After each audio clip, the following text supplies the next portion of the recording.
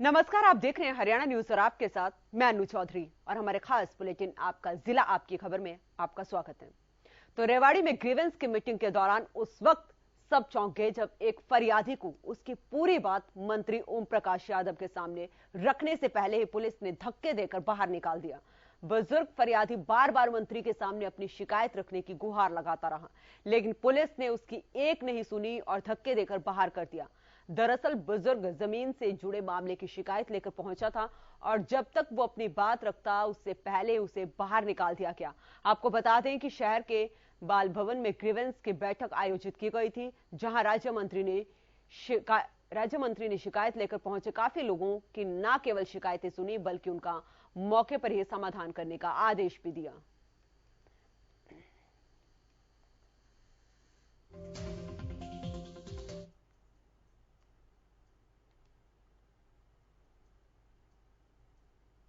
बढ़ती गर्मी के साथ ही पेयजल की समस्या भी बढ़ने लगी है। इन दिनों जींद जिले के कई गांव पेयजल की समस्या से जूझ रहे हैं, जिसे लेकर लोगों में आक्रोश देखने के लिए मिल रहा है।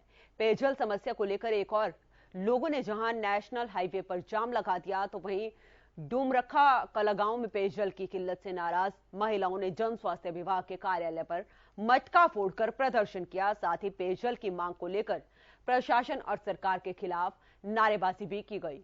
महिलाओं का कहना है कि गांव के बीच वाले इलाके में बीते लंबे समय से पेयजल की समस्या बनी हुई है, जिसे लेकर ना तो समस्या का समाधान किया जा रहा है और ना ही जन स्वास्थ्य विभाग के अधिकारी कोई संतोषजनक जवाब दे रहे हैं।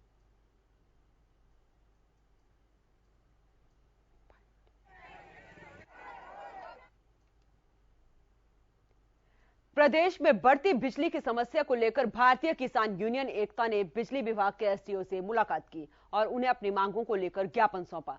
साथ ही उन्होंने चेतावनी दी कि अगर उनकी समस्या का समाधान नहीं हुआ तो वो लोग और बड़ा आंदोलन करेंगे।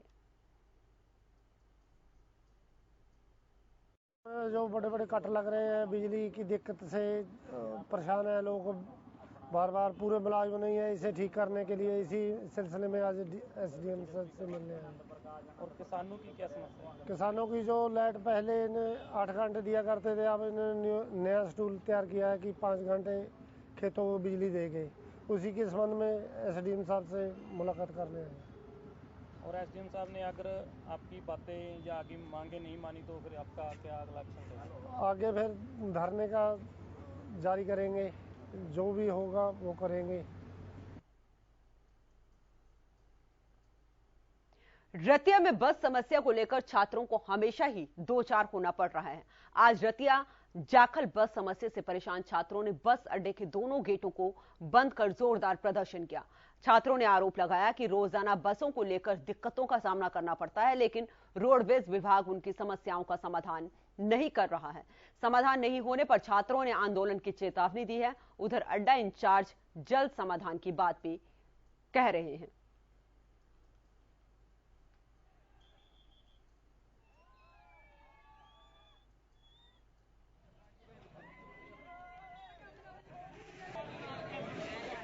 तो बस समस्या से परेशान छात्रों का प्रदर्शन और उन्होंने कहा कि अगर हमारी मांग जल्द नहीं मानी गई तो बड़ा आंदोलन हम करेंगे। वहीं मेन गेट बंद होने से यात्री भी परेशान रहे।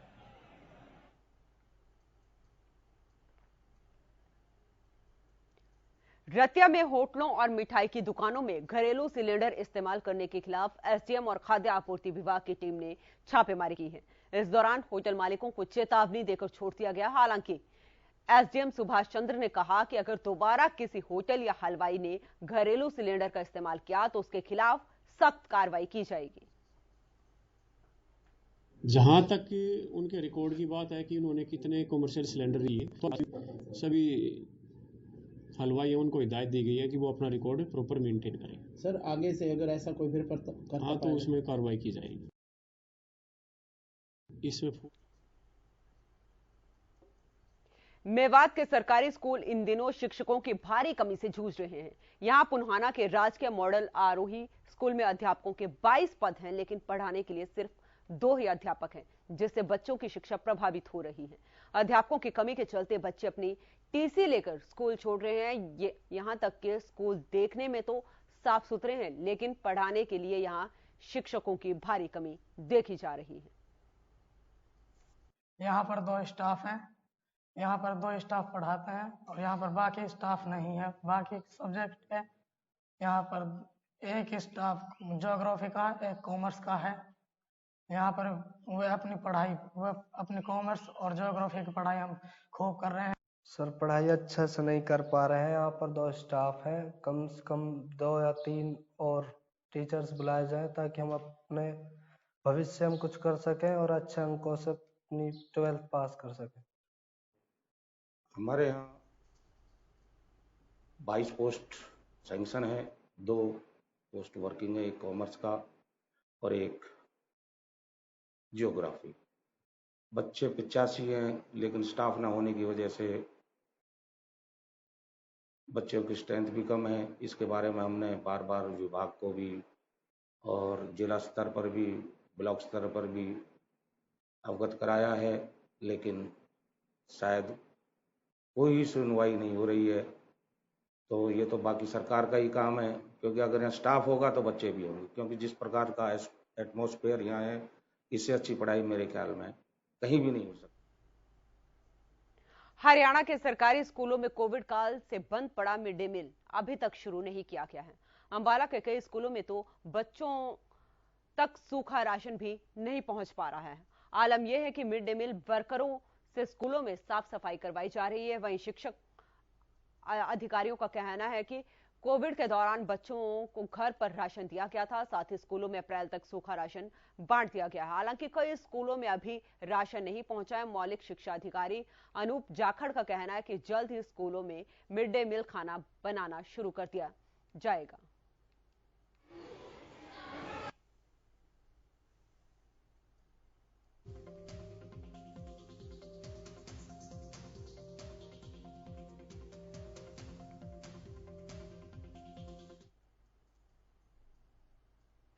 ठगी के तो आपने कई सारे तरीके देखे होंगे, कभी लोन के नाम पर ठगी तो कभी ऑनलाइन ठगी। हो सकता है कि आप भी ठगी के शिकार हुए हों, लेकिन गुरुग्राम पुलिस ने एक ऐसे ठग को गिरफ्तार किया है जो ईडी और सीबीआई का डर दिखाकर लोगों से करोड़ों की ठगी को अंजाम देते थे।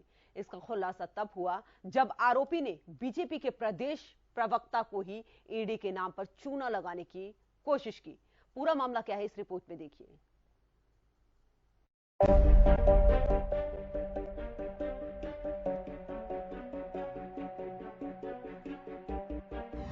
गुरुग्राम में नटवर लाल बिछा रहा ठगी का जाल।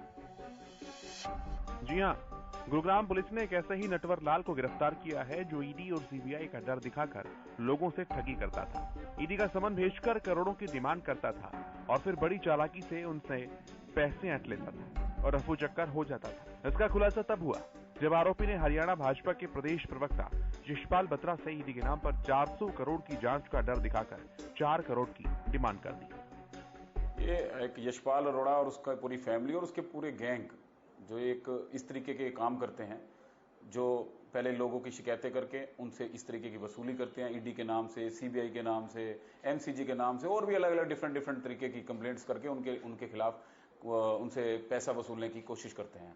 ऐसे ही पीछे इन्होंने कोई कंप्लेंट, फेक कंप्लेंट मेरे नाम से करी कि इनके पास इतनी प्रॉपर्टी और ये और वो ईडी के अंदर, सीबीआई के अंदर, और अपने आप को बताया कि मैं सीबीआई का डिप्टी डायरेक्टर हूं, मेरा बेटा ईडी में है, मेरी वाइफ, इस तरीके की ये सारी बातें इन्होंने बताई। और उस मामले को निपटाने के लिए इन्होंने एक मध्यस्थता वाला एक बीच में बंदा इन्होंने तय किया, वो मेरे से संपर्क में रहा। ये कोई पहला मामला नहीं है। इससे पहले भी आरोपी बड़े बड़े बिल्डर्स, बिजनेसमैन समेत कईयों को अपना शिकार बना चुके हैं। इसके लिए आरोपी का एक गिरोह भी था।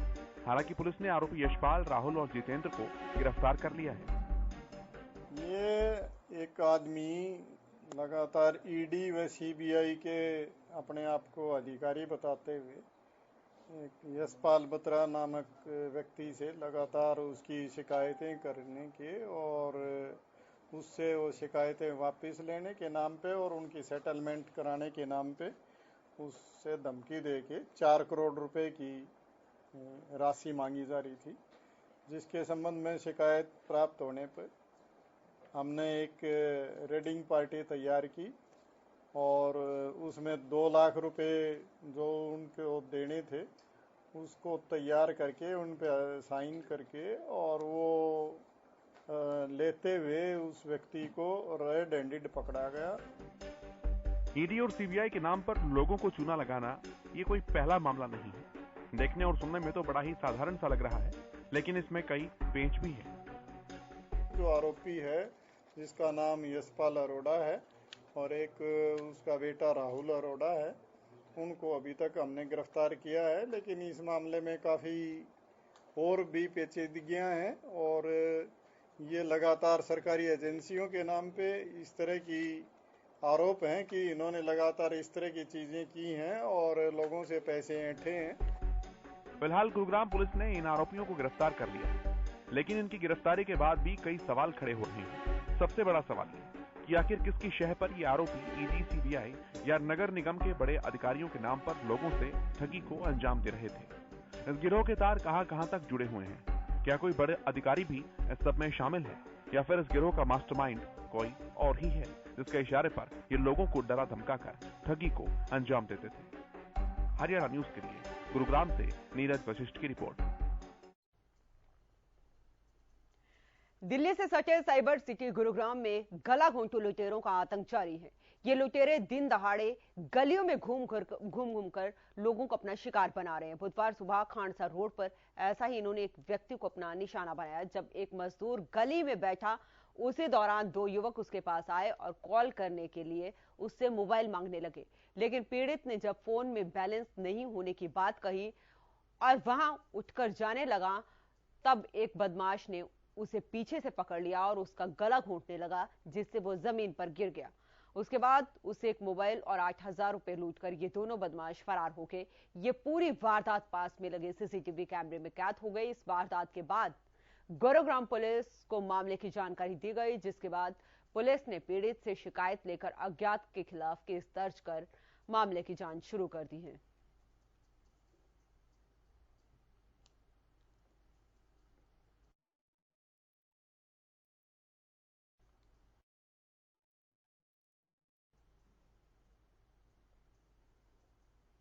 तो गुरुग्राम में मोबाइल से बात करने के लिए हमारे मोबाइल दियो भाई। अच्छा, हम बोला भाई पैसे नहीं है इसमें, बस चुपचाप वो भी आगे पीछे घूम रहा था, हमारे कुछ नहीं बोला। फिर आगे चलने के बाद उस पकड़ लिया। अच्छा, बस इतने सा बात है। तो कैसे उन्होंने वारदात को अंजाम दिया? घटना कैसे की? गला दबा दिया, क्या छीना? वो यहाँ आकर एकदम गला दबा दिया, हमारे तो कोई पकड़ में नहीं आया। अच्छा, बस नीचे गिरा कर मोबाइल ले लिया, पैसे ले लिया, आधार कार्ड सब था उसमें। क्या क्या छीन के ले गए? कितने पैसे छीन के ले गए आपसे? 8,000 था उसमें। अच्छा, किस लिए रखे थे आपने 8,000? भेजने के लिए ले गया। गाँव भेजने थे? हाँ। क्या काम करते हैं आप? छड़िए काम करते। और पलवल पुलिस को बड़ी कामयाबी हाथ लगी है। पुलिस ने 2 पेट्रोल पंप पर हुई लूटपाट का खुलासा कर दिया है, साथ ही 2 लुटेरों को गिरफ्तार भी कर दिया है। दरअसल बीते दिनों पलवल के चांदहट थाना इलाके में बाइक सवार बदमाशों ने 2 पेट्रोल पंप को अपना निशाना बनाया था और हथियार के बल पर लूटपाट को अंजाम दिया था। हालांकि एक आरोपी अभी भी फरार चल रहा है, जिसकी तलाश जारी है।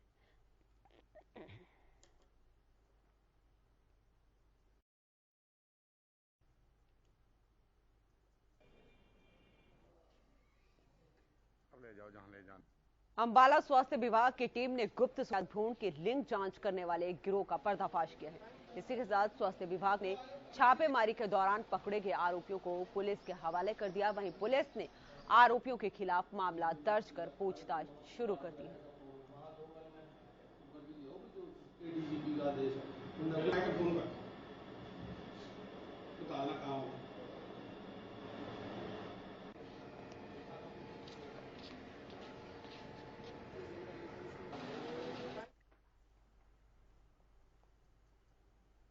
हरियाणा कौशल रोजगार निगम लिमिटेड भंग करने और कच्चे कर्मचारियों को पक्का करने की मांग को लेकर कैथल में नगर परिषद के सफाई और दमकल विभाग के कर्मचारियों ने जोरदार प्रदर्शन किया। इस दौरान सफाई कर्मचारियों ने हाथ में झाड़ू लेकर विरोध जताया। कर्मचारियों ने कहा कि अगर उनकी मांगें नहीं मानी गई तो वो अपना रोजगार बचाने के लिए कोई भी लड़ाई लड़ने से पीछे नहीं हटेंगे।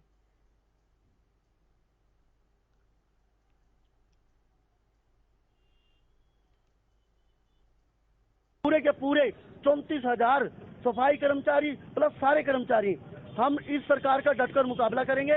23-24 को भूख हड़ताल करेंगे, 23-24 को हमारा टूल डाउन पेन डाउन हड़ताल करेंगे, 17-18 की हमारी भूख हड़ताल होगी। आज राज्य कमेटी के मानकर हमने बाजार में मुख्य बाजार के तो क्या जो शहर की सफाई व्यवस्था है वो बिल्कुल ठप पड़ी है। हमारा मेन उद्देश्य ये नहीं है कि हम शहर की सफाई व्यवस्था को खराब करें, किसी भी पब्लिक को हम परेशान करें। हम अपना कार्य जब निष्ठापूर्वक करते हैं तो सरकार को भी चाहिए कि हमें इनके हक और अधिकार देने चाहिए, इनका वेतन देना चाहिए।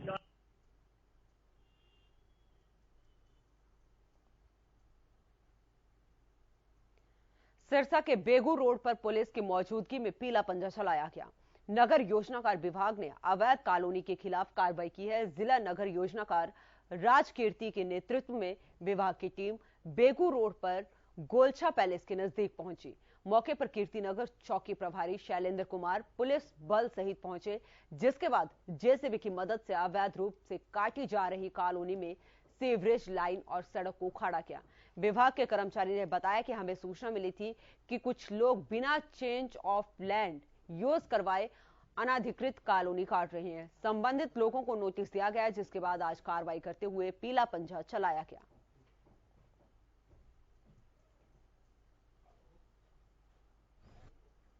पहले ही इन्हें नोटिस दिया गया था, लेकिन इन्होंने फिर बार बार कहने के बावजूद इन्होंने अवैध कॉलोनी काटी। यहाँ पे आरओ हमारा जारी था, 100 का जारी था। आज हमने डेमोलेशन का प्रोग्राम रखा है यहाँ पे और पूरे नोटिस हमारे जारी हैं, लेकिन इन्होंने इस पर कोई गौर नहीं किया। फिर भी इन्होंने यहाँ पे सीवर लाइन डाली, सारा कुछ फैसिलिटी डाल के, और ये मतलब अवैध कॉलोनी का निर्माण कर रही है। आज डीटीपी के साथ में हमने अवैध ये कॉलोनी को डेमोलेशन का प्रोग्राम।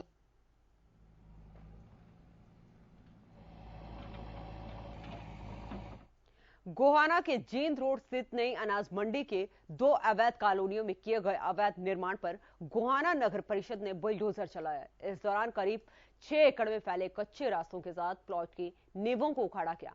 बता दें कि गोहाना में 6 जगहों पर बिना मंजूरी के अवैध कॉलोनियां काटी जा रही थी। उन कॉलोनियों में कच्चे रास्ते तैयार करके प्लॉट बेचे जा रहे थे।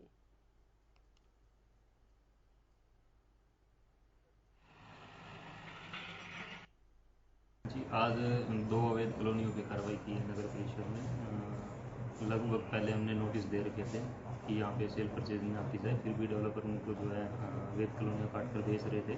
तो कुछ एक नींव भर रखी थी, तो वहाँ पे उनकी नींव तोड़ी है आज 2 कॉलोनियों में। कितने लोगों की होंगे सर? काफ़ी प्लॉट काटे हुए थे वहाँ पे, तो जिनकी नींव तोड़ी है हमने।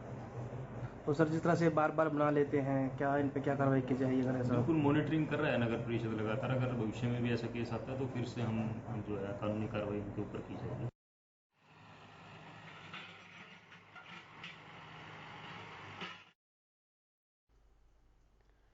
पृथला के फतेहपुर बिलोच में स्वच्छता अभियान मजाक बनकर रह गया।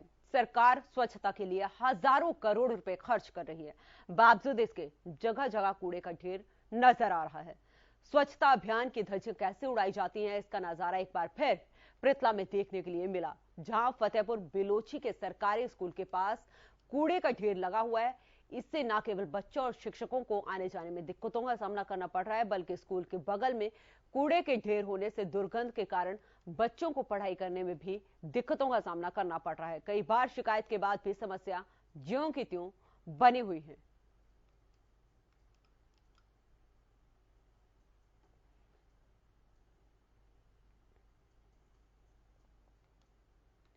सोनीपत के सिविल हॉस्पिटल में महिला डॉक्टर पर 2 जगहों से वेतन लेने का आरोप लगा है, जिसे लेकर सेक्टर 27 में मामला दर्ज किया गया है। जानकारी के मुताबिक महिला डॉक्टर 2 सरकारी हॉस्पिटल से सैलरी ले रही थी, जिसे लेकर तत्कालीन पीएमओ ने महिला डॉक्टर पर षड्यंत्र के तहत 2 जगह से वेतन लेने और सरकारी नियमों की अवहेलना करने पर मुकदमा दर्ज किया है। फिलहाल इस पूरे मामले में पुलिस अब जांच कर रही है।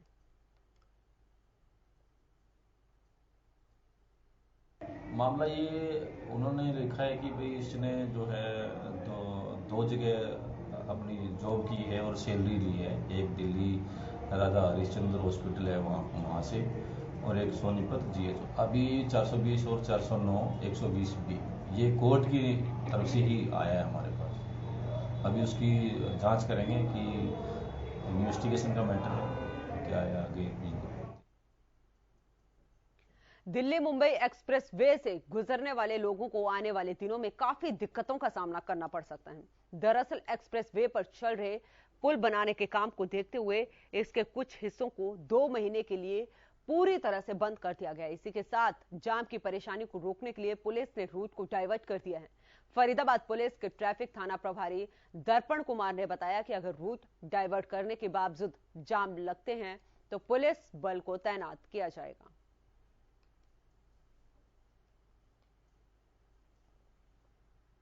देखो, आज 11 तारीख को NHAI तरफ से हमारे पास लिखित में आई थी एक दरखास्त। उन्होंने कहा है कि आज 11 तारीख को एक रिहर्सल के तौर पे इसको डाइवर्ट किया गया है और 2-3 दिन के बाद ये परमानेंट 1.5 महीने के लिए लगभग ये बंद रहेगा। ऐसा हमने कल ट्रैफिक एडवाइजरी जारी की थी, लोग इस रूट को अवॉइड करें और अपना अल्टरनेटिव रूट फॉलो करें। तो आज कुछ लोगों को जैसे पता लग पाई है, जो नहीं पता लगी उनको जैसे ही 1-2 दिन में अपना रूटीन में आ जाएंगे तो ट्रैफिक ठीक हो जाएगा नॉर्मल।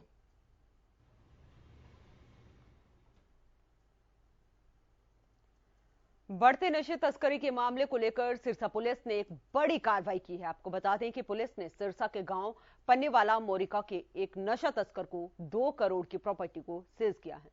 सिरसा के एसपी डॉक्टर अर्पित जैन ने बताया कि नशे तस्करों के खिलाफ सिरसा पुलिस ने अभियान चलाया हुआ है, जिसके तहत सिरसा पुलिस अब नशे के जरिए प्रॉपर्टी बनाने वाले तस्करों की सूची तैयार कर रही है। साथ ही उन्होंने कहा कि पुलिस को नशा तस्करों के खिलाफ सख्त कार्रवाई करने के निर्देश भी दे दिए गए हैं।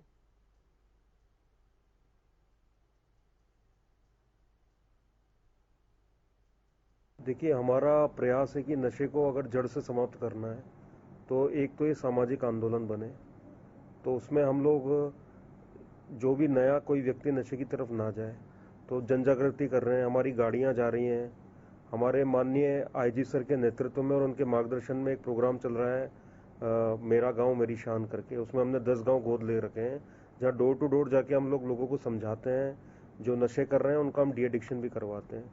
तो एक तो पहला प्रयास है कि कोई भी नया व्यक्ति नशे में ना जाए, और जो नशा बेच रहा है उसके खिलाफ हम लोग सख्त से सख्त कार्रवाई कर रहे हैं, जिसमें एफआईआर तो है ही। हमने काफ़ी एफआईआर पिछले 8-9 महीने में की हैं। इसमें काफ़ी नशा तस्कर जो है वो जेल में है।